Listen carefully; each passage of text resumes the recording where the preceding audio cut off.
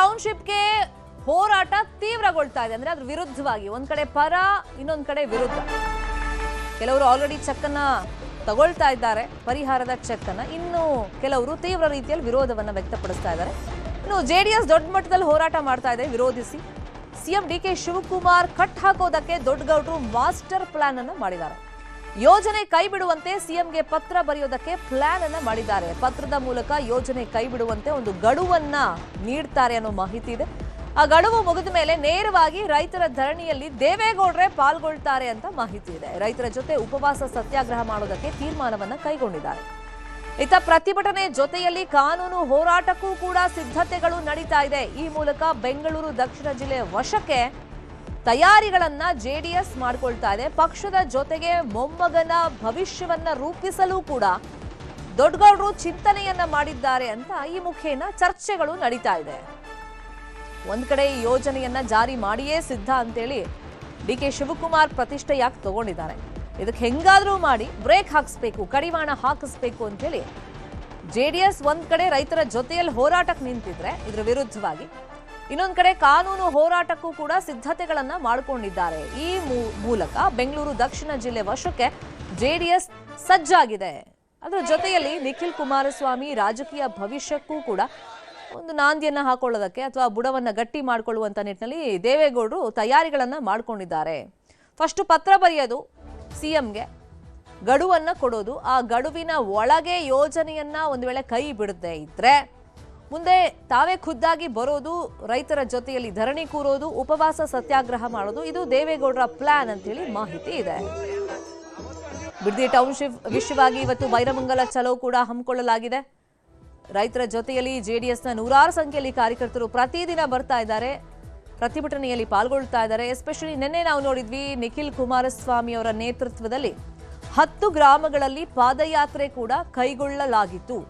ಒಂದ್ ಕಡೆ ಕುಮಾರಸ್ವಾಮಿ ಅವರು ಕೂಡ ಕೇಂದ್ರದ ಮುಖೇನಾನೇ ಇದಕ್ಕೆ ಬ್ರೇಕ್ ಹಾಕಿಸುವಂತ ನಿಟ್ಟಿನಲ್ಲಿ ಪ್ರಯತ್ನಗಳನ್ನ ಪಡ್ತಿದ್ದಾರೆ ಅಂತ ಹೇಳಿ ಮಾಹಿತಿ ಇದೆ. ಇನ್ನೊಂದ್ ಕಡೆ ಫೀಲ್ಡ್ಗೆ ಇಳಿದು ಅಂದ್ರೆ ಗ್ರೌಂಡ್ ಲೆವೆಲ್ಗೆ ಇಳಿದು ನಿಖಿಲ್ ಕುಮಾರಸ್ವಾಮಿ ಅವರು ರೈತರ ಜೊತೆಯಲ್ಲಿ ಪಾದಯಾತ್ರೆ ಮಾಡ್ತಾ ಇದ್ದಾರೆ, ಹೋರಾಟದ ಅಖಾಡಕ್ಕೆ ಧುಮುಕಿದ್ದಾರೆ. ಮತ್ತೊಂದ್ ಕಡೆ ಈಗ ದೊಡ್ಡಗೌಡರು ಅಂದ್ರೆ ದೇವೇಗೌಡರು ಕೂಡ ಹೋರಾಟದ ಅಖಾಡಕ್ಕೆ ಇಳಿತಾರೆ. ಅದಕ್ಕೂ ಮುಂಚೆ ಪತ್ರ ಚಳುವಳಿಯನ್ನ ಮಾಡ್ತಾರೆ.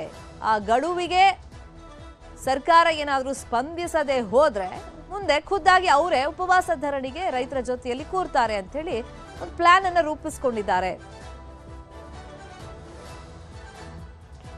ಇದೇ ವಿಚಾರವಾಗಿ ಇನ್ನಷ್ಟು ಡೀಟೇಲ್ ಆಗಿ ಇನ್ಫಾರ್ಮೇಶನ್ ಕೊಡ್ತಾ ಹೋಗೋದಕ್ಕೆ ನೇರ ಸಂಪರ್ಕದಲ್ಲಿ ಕನೆಕ್ಟ್ ಆಗಿದ್ದಾರೆ ನಮ್ಮ ಪೊಲಿಟಿಕಲ್ ಬ್ಯೂರೋ ರಿಪೋರ್ಟರ್ ಕೃಷ್ಣ. ಇದು ಕೇವಲ ಒಂದು ಭೂಮಿಯನ್ನ ಉಳಿಸುವಂತ ಹೋರಾಟ ಖಂಡಿತ ಅಲ್ಲ, ಇಲ್ಲಿ ರಾಜಕೀಯ ಇದೆ, ನಾಯಕತ್ವದ ಪ್ರಶ್ನೆ ಬರುತ್ತೆ. ಹಾಗಾಗಿ ಜೆಡಿಎಸ್ ಅದರಲ್ಲೂ ದೇವೇಗೌಡರು ಈಗ ಮುಂದೆ ಯಾವ ತರ ಹೋರಾಟವನ್ನ ತಗೊಂಡು ಹೋಗ್ಬೇಕು ಅಂತ ನಿರ್ಧಾರ ಮಾಡಿದಾರಂತೆ. ಶರ್ಮಿತಾ, ಬಿಡದಿ ಟೌನ್ಶಿಪ್ ವಿಚಾರವನ್ನು ದೇವೇಗೌಡರ ಕುಟುಂಬ ಅತ್ಯಂತ ಪ್ರತಿಷ್ಠೆಯಾಗಿ ತೆಗೆದುಕೊಂಡಿರುವಂಥದ್ದು. ಯಾಕಂದರೆ ಆ ಭಾಗದಲ್ಲಿ ಜೆಡಿಎಸ್ ಎಲ್ಲೊಂದು ಕಡೆ ಅದನ್ನು ಅಧಿಕಾರವನ್ನು ಕಿತ್ಕೊಳ್ಳೋದ್ರ ಮುಖಾಂತರ ಕಾಂಗ್ರೆಸ್ ಎಲ್ಲೊಂದು ಕಡೆ ದೊಡ್ಡ ಮಟ್ಟದಲ್ಲಿ ಅಧಿಕಾರವನ್ನು ಬಂದಿರತಕ್ಕಂಥದ್ದು. ಹಾಗಾಗಿನೇ ಎಲ್ಲೊಂದು ಕಡೆ ಈ ಒಂದು ವಿಚಾರವನ್ನು ಇಟ್ಕೊಳ್ಳೋದ್ರ ಮುಖಾಂತರವಾಗಿ ಸರ್ಕಾರದ ವಿರುದ್ಧವಾಗಿ ಹೋರಾಟವನ್ನು ಮಾಡಿದ್ರೆ ಇಲ್ಲೊಂದು ಕಡೆ ನಮಗೆ ಲಾಭ ಆಗ್ಬೋದು ಅನ್ನುವಂಥದ್ದು ಕೂಡ ಜೆಡಿಎಸ್ ನಾಯಕರ ಲೆಕ್ಕಾಚಾರ ಆಗಿದೆ. ಒಂದು ಕಡೆ ರೈತರ ಪರವಾಗಿ ಹೋರಾಟವನ್ನು ಮಾಡ್ತಿದ್ರು ಕೂಡ ಎಲ್ಲೋ ಒಂದು ಕಡೆ ಈಗಾಗಲೇ ನಿಖಿಲ್ ಕುಮಾರಸ್ವಾಮಿ ಅವರು ದೊಡ್ಡ ಮಟ್ಟದ ಪಾದಯಾತ್ರೆಯನ್ನು ಕೂಡ ನಡೆಸಿದ್ದಾರೆ. ಮತ್ತು ಕೇಂದ್ರ ಸಚಿವರಾಗಿರ್ತಕ್ಕಂಥ ಎಚ್ ಡಿ ಕುಮಾರಸ್ವಾಮಿ ಅವರು ಕೂಡ ಈಗಾಗಲೇ ಸಾಕಷ್ಟು ಸಮರವನ್ನು ಕೂಡ ಸಾರಿದ್ದಾರೆ. ಇದರ ನಡುವೆ ಮಾಜಿ ಪ್ರಧಾನಿಗಳಾಗಿರ್ತಕ್ಕಂಥ ಎಚ್ ಡಿ ದೇವೇಗೌಡರು ಕೂಡ ಈಗ ಹೋರಾಟಕ್ಕೆ ಇಳಿಯುವಂತ ನಿಟ್ಟಿನಲ್ಲಿ ಕೂಡ ಈಗಾಗಲೇ ಸಜ್ಜಾಗಿರ್ತಕ್ಕಂಥದ್ದು. ಈಗಾಗಲೇ ಈ ಹಿಂದೆ ಸಿದ್ದರಾಮಯ್ಯ ಮುಖ್ಯಮಂತ್ರಿಗಳಾದಂಥ ಸಂದರ್ಭದಲ್ಲೇ ಸುದ್ದಿಗೋಷ್ಠಿಯನ್ನು ಮಾಡೋದ್ರ ಮುಖಾಂತರವಾಗಿ ನಾವು ಮುಖ್ಯಮಂತ್ರಿಗಳಿಗೆ ಪತ್ರವನ್ನು ಬರಿತೀನಿ ಅನ್ನೋ ಮಾತನ್ನು ಕೂಡ ದೇವೇಗೌಡರು ಹೇಳಿದರು. ಯಾವಾಗ ಸಿದ್ದರಾಮಯ್ಯ ಅಧಿಕಾರದಿಂದ ಇಳಿದ್ರು, ಈಗ ಡಿ ಕೆ ಶಿವಕುಮಾರ್ ಮುಖ್ಯಮಂತ್ರಿಗಳಾಗಿದ್ದಾರೆ. ಇದೀಗ ನೂತನ ಮುಖ್ಯಮಂತ್ರಿಗಳು ಕೂಡ ಪತ್ರವನ್ನು ಬರೆಯೋದ್ರ ಮುಖಾಂತರವಾಗಿ ಎಲ್ಲ ಒಂದು ಕಡೆಗೆ ಆ ಒಂದು ಪತ್ರಕ್ಕೆ ಸ್ಪಷ್ಟವಾದ ಸರ್ಕಾರದಿಂದ ಉತ್ತರವನ್ನು ಪಡ್ಕೊಳ್ಳುವಂಥದ್ದು. ಒಂದು ವೇಳೆ ಆ ಒಂದು ಪತ್ರಕ್ಕೂ ಕೂಡ ಸರ್ಕಾರ ಮಣಿದೇ ಇದ್ದಂಥ ಸಂದರ್ಭದಲ್ಲಿ ರೈತರ ಜೊತೆಗೆ ಉಪವಾಸ ಸತ್ಯಾಗ್ರಹವನ್ನು ಮಾಡೋದ್ರ ಮುಖಾಂತರವಾಗಿ ಎಲ್ಲ ಒಂದು ಕಡೆ ಈ ಒಂದು ಯೋಜನೆಯನ್ನು ಕೈ ಬಿಡಬೇಕು ಅನ್ನೋ ನಿಟ್ಟಿನಲ್ಲಿ ಒತ್ತಡವನ್ನು ಹಾಕುವಂತ ಕೂಡ ದೇವೇಗೌಡರು ಮುಂದಾಗಿರ್ತಕ್ಕಂಥದ್ದು. ದೇವೇಗೌಡರ ಈ ಒಂದು ಹೋರಾಟಕ್ಕೆ ಎಷ್ಟು ಮಟ್ಟಿಗೆ ಸರ್ಕಾರ ಸ್ಪಂದಿಸುತ್ತೆ ಅನ್ನುವಂಥದ್ದು ಈಗಿರ್ತಕ್ಕಂಥ ಪ್ರಶ್ನೆ. ಯಾಕಂದ್ರೆ ಈಗಾಗಲೇ ಡಿ ಕೆ ಶಿವಕುಮಾರ್ ಅವರು ಈ ಒಂದು ಟೌನ್ಶಿಪ್ ವಿಚಾರವನ್ನು ಅತ್ಯಂತ ಪ್ರತಿಷ್ಠೆಯಾಗಿ ಕೂಡ ತೆಗೆದುಕೊಂಡಿದ್ದಾರೆ. ಅವರ ಕನಸಿನ ಯೋಜನೆ ಅಂತ ಕೂಡ ಸಾಕಷ್ಟು ಬಾರಿ ಕೂಡ ಹೇಳಿದ್ದಾರೆ. ಈಗಾಗಲೇ 500 ಎಕರೆಯನ್ನು ಪ್ರಾರಂಭದಲ್ಲಿ ಅದನ್ನು ಭೂಸ್ವಾಧೀನ ಪಡಿಸಿಕೊಳ್ಳುವಂಥ ನಿಟ್ಟಿನಲ್ಲಿ ಕೂಡ ಪ್ರಕ್ರಿಯೆಗಳು ಕೂಡ ನಡೀತಾ ಇರುವಂಥದ್ದು. ಒಂದು ಕಡೆ ರೈತರಿಗೂ ಕೂಡ ಪರಿಹಾರದ ಚೆಕ್ಗಳನ್ನು ಕೂಡ ಈಗಾಗಲೇ ಕೊಡ್ತಾ ಇರ್ತಕ್ಕಂಥದ್ದು. ಇಂತಹ ಸಂದರ್ಭದಲ್ಲಿ JDS ನಾಯಕರು ದೊಡ್ಡ ಮಟ್ಟದ ಪಾದಯಾತ್ರೆ ಮತ್ತು ಹೋರಾಟಗಳನ್ನು ಕೂಡ ಮಾಡ್ತಾ ಇರುವಂಥದ್ದು. ಮತ್ತು ಏನಾದರೂ ಸಮಯ ಬಂತು ಅಂತಂದರೆ ವಿಧಾನಸೌಧ ಚಲವನ್ನು ಮಾಡಬೇಕು ನಿಟ್ಟಲ್ಲಿ ಕೂಡ ಈಗಾಗಲೇ JDS ನಾಯಕರು ಕರೆಯನ್ನು ಕೊಟ್ಟಿದ್ದಾರೆ. JDS ನಾಯಕರ ಇಷ್ಟೆಲ್ಲ ಹೋರಾಟಗಳು, ಆಕ್ರೋಶಗಳ ಮಾತುಗಳ ನಡುವೆ DK ಶಿವಕುಮಾರ್ ಮಾತ್ರ ತಮ್ಮ ಪಟ್ಟಣ ಬಿಟ್ಟಿಲ್ಲ. ಈ ಒಂದು ಯೋಜನೆಯನ್ನು ಮಾಡಬೇಕು ಅನ್ನೋ ನಿಟ್ಟಿನಲ್ಲಿ ಪಣವನ್ನು ತೊಟ್ಟಿದ್ದಾರೆ. ಹಾಗಾಗಿ ಮಾಜಿ ಪ್ರಧಾನಿಗಳಾಗಿರ್ತಕ್ಕಂಥ HD ದೇವೇಗೌಡರು ಈ ಒಂದು ಹೋರಾಟಕ್ಕೆ ಮಧ್ಯಪ್ರವೇಶ ಮಾಡಿದೆ ಆದಲ್ಲಿ, ಎಲ್ಲೊಂದು ಕಡೆ ಸರ್ಕಾರಕ್ಕೆ ಪತ್ರ ಬರೆದಿದೆ ಆದಲ್ಲಿ ಯಾವ ರೀತಿಯಾಗಿ ಸರ್ಕಾರ ಮುಂದಿನ ನಡೆಯನ್ನು ತೋರುತ್ತೆ ಅಂತಂದು ಈಗಿರ್ತಕ್ಕಂಥ ಕುತೂಹಲ. ಮತ್ತೊಂದು ಕಡೆ ಕಾನೂನು ಹೋರಾಟವನ್ನು ಮಾಡುವಂಥದ್ದು ಕೂಡ ಈಗಾಗಲೇ JDS ನಾಯಕರು ಈಗಾಗಲೇ ಪ್ಲಾನ್ ರೂಪಿಸಿರುವಂಥದ್ದು. ಯಾಕಂದರೆ ಆ ಭಾಗದಲ್ಲಿ ಕೇವಲವಾಗಿ ಒಂದೇ ಹಳ್ಳಿಯಲ್ಲಿ ಮಾತ್ರ ಅಲ್ಲಿ ರೈತರು ಒಪ್ಕೊಂಡಿರುವಂಥದ್ದು ಈ ಒಂದು ಯೋಜನೆಗೆ.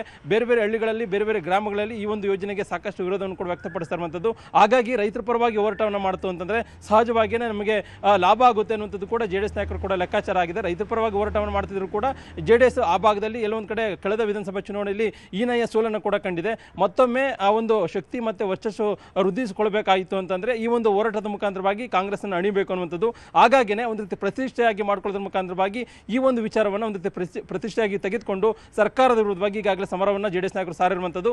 ಈಗ ಮುಂದುವರೆದ ಭಾಗವಾಗಿ ಮಾಜಿ ಪ್ರಧಾನಿ HD ದೇವೇಗೌಡರು ಈ ಒಂದು ಹೋರಾಟಕ್ಕೆ ಕೈ ಜೋಡಿಸಿದಂತಹ ಸಂದರ್ಭದಲ್ಲಿ ಸರ್ಕಾರದ ನಡೆ ಏನಿರುತ್ತೆ ಅನ್ನುವಂಥದ್ದು ಈಗಿರ್ತಕ್ಕಂಥ ಕುತೂಹಲ. ಶರ್ಮಿತಾ, ಅಂದ್ರೆ ಇದು ಯಾವ ಆಯಾಮಕ್ಕೆ ತಗೊಂಡು ಹೋಗ್ಬೋದು ದೇವೇಗೌಡರು ಈ ಹೋರಾಟಕ್ಕೆ ಎಂಟ್ರಿ ಆದ್ರೆ? ಈಗ ಪತ್ರ ಚಳುವಳಿ ನಡೆಸೋದಕ್ಕೆ ಫಸ್ಟ್ ಪ್ಲಾನ್ ಮಾಡ್ಕೊಂಡಿದ್ದಾರೆ, ಅದಕ್ಕೂ ಸರ್ಕಾರದ ಕಡೆಯಿಂದ ಪ್ರಾಪರ್ ಆಗಿ ರೆಸ್ಪಾನ್ಸ್ ಬರಲಿಲ್ಲ ಅಂದ್ರೆ ಅವರೇ ಖುದ್ದಾಗಿ ಫೀಲ್ಡ್ಗೆ ಬರ್ತಾರೆ, ಅಂದ್ರೆ ರೈತರ ಜೊತೆ ಕುತ್ಕೋತಾರೆ, ಉಪವಾಸ ಸತ್ಯಾಗ್ರಹ ಮಾಡ್ತಾರೆ, ಧರಣಿ ಕುತ್ಕೋತಾರೆ ಅಂತ ಮಾಹಿತಿ. ಅಂದ್ರೆ ಈ ಹೋರಾಟ ಸ್ವರೂಪ ಹೆಂಗ್ ಬದಲಾಗುತ್ತೆ? ಮತ್ತೆ ಇದೇ ವಿಷಯವನ್ನ ಇಟ್ಕೊಂಡು ಮೊಮ್ಮಗನ ಒಂದು ರಾಜಕೀಯ ಭವಿಷ್ಯವನ್ನ ರೂಪಿಸುವಂತ ನಿಟ್ಟಿನಲ್ಲಿ ದೇವೇಗೌಡರ ಪ್ಲಾನ್. ಕೃಷ್ಣ,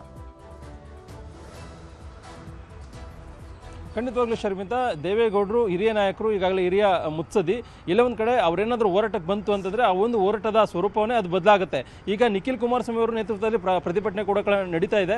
ಆದರೆ ಸರ್ಕಾರ ಅಷ್ಟರ ಮಟ್ಟಿಗೆ ಸ್ಪಂದಿಸುವಂಥ ನಿಟ್ಟಿನಲ್ಲಿ ಕೆಲಸವನ್ನು ಕೂಡ ಮಾಡ್ತಾ ಇಲ್ಲ. ಒಂದು ವೇಳೆ ಏನಾದರೂ ಮಾಜಿ ಪ್ರಧಾನಿ ಅಂತ ದೇವೇಗೌಡರಂಥ ನಾಯಕರು ಏನಾದರೂ ಆ ಒಂದು ಹೋರಾಟಕ್ಕೆ ಕೈ ಜೋಡಿಸಿದೆ ಆದಲ್ಲಿ ಇಲ್ಲ ಒಂದು ಕಡೆ ಆ ಭಾಗದಲ್ಲಿ ಸಹಜವಾಗಿಯೇ ಹಿರಿಯ ನಾಗರಿಕರಾಗಿರ್ಬೋದು, ರೈತರಾಗಿರ್ಬೋದು ಸಂಪೂರ್ಣವಾಗಿ ಬೆಂಬಲವನ್ನು ಕೊಡೋದ್ರ ಮುಖಾಂತರವಾಗಿ ಒಂದು ರೀತಿ ಸರ್ಕಾರದ ವಿರುದ್ಧವಾಗಿ ದೊಡ್ಡ ಮಟ್ಟದ ಶಕ್ತಿ ಕೂಡ ಪ್ರಯೋಗ ಮಾಡುವಂಥ ಸಾಧ್ಯತೆ ಇದೆ. ಅಂಥ ಸಂದರ್ಭದಲ್ಲಿ ಸರ್ಕಾರದ ಡಿಸಿಷನ್ ಅಂದರೆ ಬದಲಾವಣೆ ಮಾಡುವಂಥದ್ದು ಅಥವಾ ಯೋಜನೆ ಕೈ ಬಿಡುವಂಥ ಒಂದು ಮನಸ್ಥಿತಿ ಕೂಡ ಬರ್ಬೋದು. ನೀವು ಹೇಳಿದಂಗೆ ಈಗಾಗಲೇ ದೇವೇಗೌಡರು ಹಿರಿಯ ವಯಸ್ಸಿನ ಇದ್ದಾರೆ. ಇಲ್ಲ ಒಂದು ಕಡೆ ಈಗಾಗಲೇ ರಾಜ್ಯಸಭೆಗೆ ಕೂಡ ಆಯ್ಕೆ ಆಗಬೇಕಾಗಿತ್ತು. ಈಗ ಅವರು ನಾನು ಆಯ್ಕೆ ಆಗೋಲ್ಲ ಅನ್ನೋ ಮಾತನ್ನು ಕೂಡ ರಾಜ್ಯದಿಂದ ಹಿಂದೆ ಸರಿತ ಮಾತನ್ನು ಕೂಡ ಹೇಳಿದ್ದಾರೆ. ಆದರೆ ಸಕ್ರಿಯ ರಾಜಕಾರಣದಲ್ಲಿ ಮುಂದುವರಿತಿನ ಮಾತನ್ನು ಕೂಡ ಹೇಳಿದ್ದಾರೆ. ಮೊಮ್ಮಗ ಭವಿಷ್ಯದ ಲೆಕ್ಕಾಚಾರದ ಆಧಾರದ ಮೇಲೆ ಈಗಾಗಲೇ ದೇವೇಗೌಡರು ಕೂಡ ಒಂದಷ್ಟು ತಂತ್ರಗಾರಿಕೆಯನ್ನು ಕೂಡ ಮಾಡಿದ್ದಾರೆ. ಒಂದು ಕಡೆಗೆ ಹಳೆ ಮೈಸೂರು ಭಾಗದಲ್ಲಿ ನಿಖಿಲ್ ಕುಮಾರಸ್ವಾಮಿ ನಾಯಕತ್ವವನ್ನು ಗಟ್ಟಿಗೊಳಿಸುವಂಥದ್ದು, ಅದಕ್ಕೆ ಪೂರಕವಾಗಿ ಈಗ ಏನು ಬಿಡದಿ ಟೌನ್ಶಿಪ್ ವಿಚಾರ ಬಂದಿದೆ ಆ ಒಂದು ವಿಚಾರವನ್ನು ದೊಡ್ಡ ಮಟ್ಟದಲ್ಲಿ ಎತ್ಕೊಳ್ಳೋದ್ರ ಮುಖಾಂತರವಾಗಿ ಒಂದು ರೀತಿ ಕಾನೂನು ಹೋರಾಟ, ಮತ್ತೊಂದು ಕಡೆ ರಾಜಕೀಯ ಹೋರಾಟದ ಮುಖಾಂತರವಾಗಿ, ಇಲ್ಲೊಂದು ಕಡೆ ಆ ಒಂದು ಹೋರಾಟದ ಮುಖಾಂತರವಾಗಿ JDS ಪಕ್ಷಕ್ಕೆ ದೊಡ್ಡ ಮಟ್ಟದ ಶಕ್ತಿಯನ್ನು ತುಂಬುವಂಥದ್ದು. ಯಾಕಂದ್ರೆ ಈಗಾಗಲೇ ಆ ಭಾಗದಲ್ಲಿ ಈಗ ಕಳೆದ ವಿಧಾನಸಭಾ ಚುನಾವಣೆಯಲ್ಲಿ ಕಾಂಗ್ರೆಸ್ ಒಂದು ರೀತಿ ಅಗ್ರೆಸಿವ್ ಆಗಿ ಹೋಗೋದ್ರ ಮುಖಾಂತರವಾಗಿ ಹೆಚ್ಚು ಸ್ಥಾನವನ್ನು ಕೂಡ ಗೆದ್ದಿದೆ. ಮತ್ತೆ DK ಶಿವಕುಮಾರ್ ನಾಯಕತ್ವ ಕೂಡ ಇದೆ.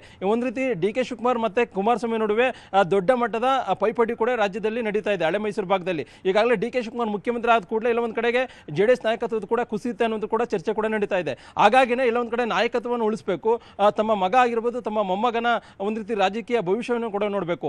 ಆ ಕಾರಣಕ್ಕೋಸ್ಕರವಾಗಿಯೇ ದೇವೇಗೌಡರು ಈ ಒಂದು ವಿಚಾರದಲ್ಲಿ ಒಂದು ರೀತಿ ಆಸಕ್ತಿಯನ್ನು ಗಂಭೀರವಾಗಿ ತೆಗೆದುಕೊಳ್ಳೋದ್ರ ಮುಖಾಂತರವಾಗಿ ಎಲ್ಲ ಒಂದು ಕಡೆ ಈ ಒಂದು ಹೋರಾಟಕ್ಕೆ ಭಾಗಿಯಾಗುವಂತ ಕೂಡ ಮನಸ್ಸನ್ನು ಮಾಡಿದ್ದಾರೆ. ಹಾಗಾಗಿ ದೇವೇಗೌಡರು ಬಂದಂಥ ಸಂದರ್ಭದಲ್ಲಿ ಸರ್ಕಾರದ ನಡೆ ಏನಿರುತ್ತೆ ಅಂತದ್ದು ಒಂದು ಪ್ರಶ್ನೆ ಆಯಿತು ಅಂತಂದ್ರೆ ಸಹಜವಾಗಿಯೇ ಒಂದು ರೀತಿ ಈ ಒಂದು ದೇವೇಗೌಡರು ಎಂಟ್ರಿ ಬಂದ ಬಳಿಕವಾಗಿ ಯೋಜನೆಯನ್ನು ಕೈಬಿಟ್ಟಿದೆ ಅದರಲ್ಲಿ ಸರ್ಕಾರ. ಇಲ್ಲ ಒಂದು ಕಡೆ ದೇವೇಗೌಡರಿಗೂ ಕೂಡ ಅದು ದೊಡ್ಡ ಮಟ್ಟದಲ್ಲಿ ಮೇಲುಗೈ ಅಂತ ಹೇಳ್ಬೋದು. ಮತ್ತೆ JDS ಪಕ್ಷಕ್ಕೂ ಕೂಡ ಒಂದು ರೀತಿ ದೊಡ್ಡ ಮಟ್ಟದ ಶಕ್ತಿ ಬಂದಂತಾಗುತ್ತೆ ಅಂತ ಹೇಳ್ಬೋದು. ಹಾಗಾಗಿನೇ ಈಗ ದೇವೇಗೌಡರ ನಡೆ ಕುತೂಹಲಕ್ಕೆ ಎಡೆ ಮಾಡಿಕೊಟ್ಟಿದೆ. ನಿಖಿಲ್ ಕುಮಾರಸ್ವಾಮಿ ಕೂಡ ಪಾದಯಾತ್ರೆಯನ್ನು ಮಾಡಿದರೆ, ಮತ್ತೆ ವಿಧಾನಸೌಧ ಚಲೋ ಕೂಡ ನಡೆಸುವಂತ ಕೂಡ ಈಗಾಗಲೇ ಕರೆಯನ್ನು ಕೂಡ ಕೊಡೋದಕ್ಕೂ ಕೂಡ ಈಗಾಗಲೇ ಸಿದ್ಧತೆಯನ್ನು ಮಾಡ್ಕೊಂಡಿದ್ದಾರೆ. ಮತ್ತೊಂದು ಕಡೆ ಕಾನೂನು ಹೋರಾಟ, ಮತ್ತೊಂದು ಕಡೆ ಮಾಜಿ ಪ್ರಧಾನಿ HD ದೇವೇಗೌಡರು ಸರ್ಕಾರದ ನಡವಳಿಕೆ ಈಗಾಗಲೇ ಈ ಹಿಂದೆ ಸಿದ್ದರಾಮಯ್ಯ ಇದ್ದಂಥ ಸಂದರ್ಭದಲ್ಲಿ ಪತ್ರ ಬರೀಬೇಕು ಅನ್ನೋ ಮಾತನ್ನು ಕೂಡ ಹೇಳಿದ್ರು.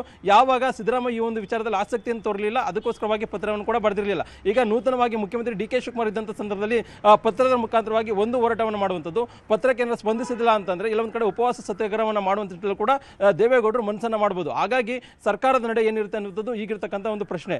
ಶರ್ಮಿತಾ.